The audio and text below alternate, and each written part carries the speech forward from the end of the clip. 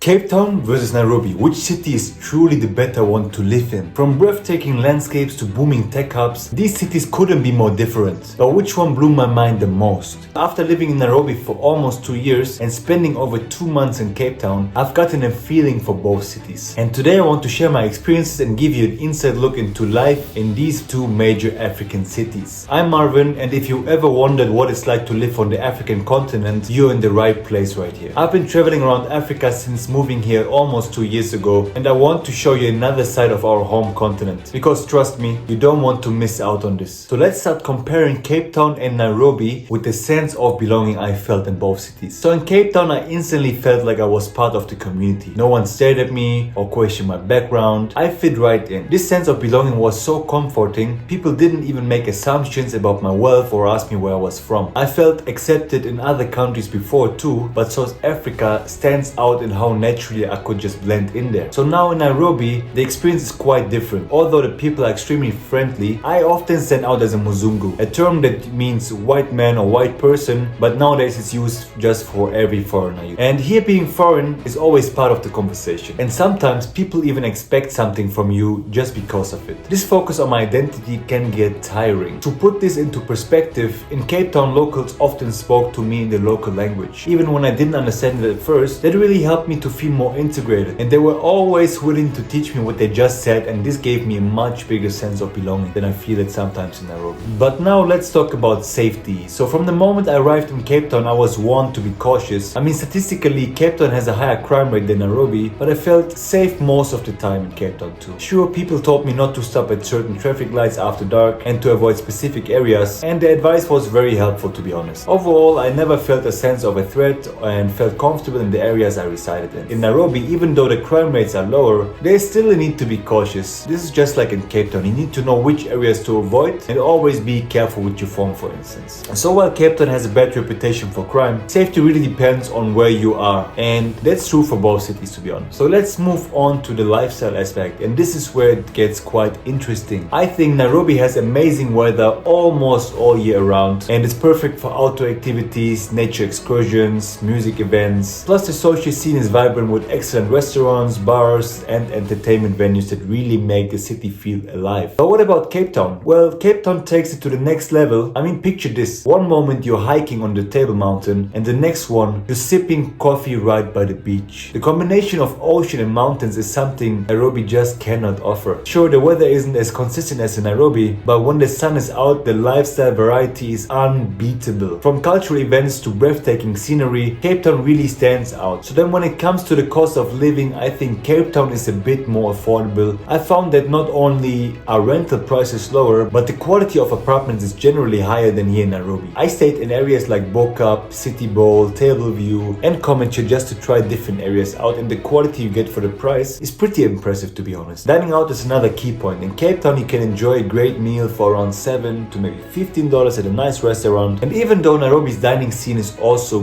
good, but the quality isn't always as high for the same price as compared to Cape Town. But don't get me wrong, the food in Nairobi is also very, very good, and you have a variety of choice of restaurants. I can't complain about this. So let's get over to the grocery prices. So I think Cape Town wins here too, to be honest. I noticed that in Nairobi, supermarkets like Carrefour, Naivas, or Food Plus are much more expensive, especially for imported goods. In Cape Town's Checkers or Pick and Pay, I could get the same items for far less. However, Uber rides in Nairobi are super affordable too. I can take a short trip for $1 and a longer 30-minute ride for around $10. Cape Town's Uber prices are about 10% higher, but still very reasonable, to be honest. Overall, Cape Town has a lower cost of living, but Nairobi is cheaper for things like transportation. So now let's move over to the business opportunities in both cities. So both cities are emerging business hubs, but they have different focuses. Nairobi is known as the Silicon Savannah for its booming tech and innovation sector. It's a great place for entrepreneurs, especially in the digital space. I've met many Kenyan entrepreneurs who are ambitious and focused on solving big real-world problems, which I find is really inspiring. Cape Town, meanwhile, has a more diversified business environment. It's home to many international companies looking to enter the African market. And even a major global player like Amazon just finalized its African headquarters there just this year. So while Nairobi offers exciting opportunities in tech, Cape Town provides a broader range of business opportunities across various sectors with a more global outlook. So let's move over to internet and electricity now. So both cities offer reliable internet, but there's a catch. Cape Town has a fast and stable fiber internet, especially in the city center, but there's load shedding. So scheduled power outages are a regular occurrence. But luckily there's an app that warns you in advance, so you can plan your day around it or move to another area during these outages.